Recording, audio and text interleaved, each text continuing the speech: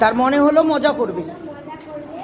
তাই মাঠের লোকজনের সঙ্গে মজা করবে বলে সে চিৎকার করলো বাঘ বাঘ বলে, বলল যে বাঘ এসেছে, বাঘ পড়েছে পানে। তাই সব লোকগুলা তার কাছে এসে পড়েছিল, আর এসে দেখলো যে বাঘ নেই। আর রাখাল বালক বললো যে বাঘ নেই, বাঘ নেই।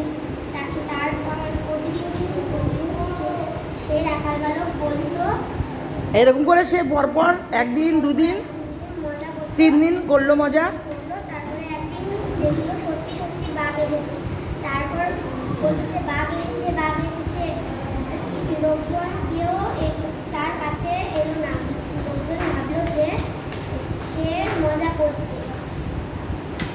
এবার বাঘ এসে তাকে খেয়ে ফেলবে।